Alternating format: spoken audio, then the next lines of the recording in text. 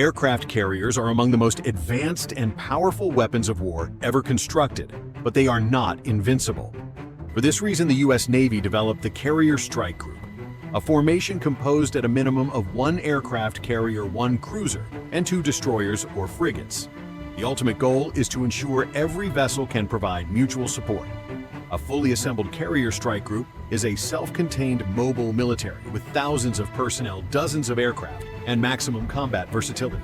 Depending on the mission, it may include additional carriers, submarines, logistic ships, tankers, and supply ships.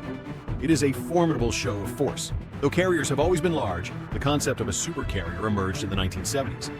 The first category in the U.S. Navy was the Nimitz class. These massive vessels average about 1,092 feet long and are powered by 2 nuclear reactors. 10 Nimitz-class carriers were built, each capable of carrying around 3,500 crew and up to 200 aircrew.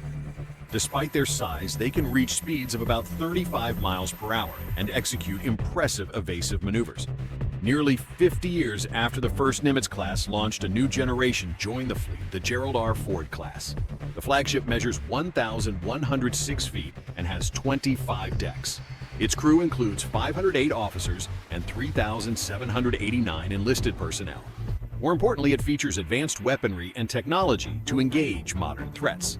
A Carrier Strike Group always includes at least 2 destroyers or equivalent vessels. The U.S. Navy defines these as fast, maneuverable, long-endurance warships bristling with arms. For example, the Arleigh Burke-class destroyer is about 500 feet long and carries a wide array of guns, cannons, torpedo tubes, cruise missiles, and surface-to-air rockets. They also carry helicopters for additional surveillance and protection. Some vessels are designated as guided missile destroyers, specifically tasked with attacking threats in the air, on land, or at sea. These ships typically carry a larger missile magazine, allowing them to contribute to anti-ballistic missile defense and attack simultaneously. A critical addition to any strike group is the attack submarine. These submarines are designed to seek and sink other subs or surface vessels. In a strike group, they protect the fleet from underwater threats, adding stealth to a visible show of force. The Ohio-class nuclear-powered submarine is one such type in the U.S. Navy. At 560 feet long, they are the 3rd largest submarines in the world. They can carry cruise or ballistic missiles, allowing them to engage a wide variety of land and sea targets. The strike group concept is not unique to the United States. The United Kingdom has maintained carrier strike capabilities for over a century. Recently, the UK introduced a new class for the Royal Navy, the Queen Elizabeth class. These state-of-the-art vessels are 932 feet long, have a range of 10,000 nautical miles, and operate with as few as 1,600 crew thanks to smart design and automation.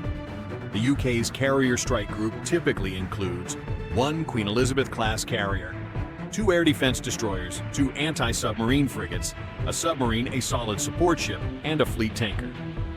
The HMS Queen Elizabeth features a ski jump takeoff ramp. This design allowed for a shorter ship while maximizing aircraft takeoff capability. The ramp effectively adds an equivalent of 300 feet to the flight deck.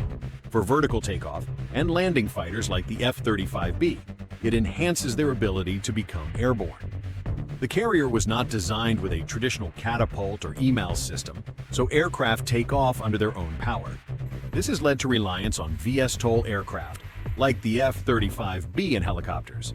However, the UK government has considered installing catapult systems in the future to increase versatility. What truly makes carriers formidable is their ability to carry, launch, and retrieve various aircraft. The squadrons assigned to a carrier are known as the Carrier Air Wing. Most U.S. Navy carriers have between 70 and 90 aircraft on the flight deck and in the hangar at any time. These include FA-18 Super Hornets, EA-18 Growlers, MH-60 Seahawks, and C-2A Greyhounds. These aircraft offer amazing views of a Carrier Strike Group from the air, the world-famous Blue Angels flying over the Nimitz-class carrier Harry S. Truman and its strike group.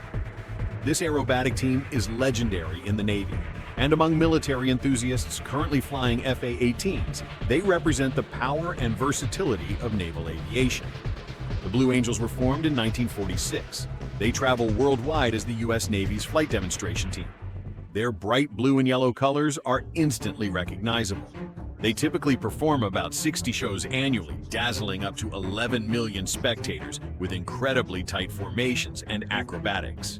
Pilots assigned to the Blue Angels come from the regular ranks of the Navy and Marine Corps. They serve for 2 to 3 years before moving on. Applicants must formally apply, submit flight records, and provide recommendations. Being accepted as a pilot or support crew member is considered a great honor.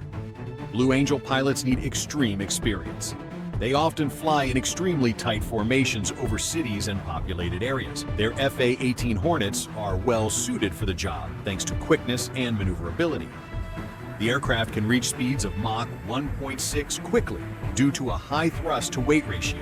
Its digital fly-by-wire system gives the pilot exceptional control. While the Blue Angels are not designed for combat, they serve a similar purpose to the Carrier Strike Group. They are a powerful representation of U.S. naval power, ingenuity, and skill. That is the end of this video. I hope you enjoyed it. Make sure to subscribe to this channel so you do not miss any of our new content. See you next time.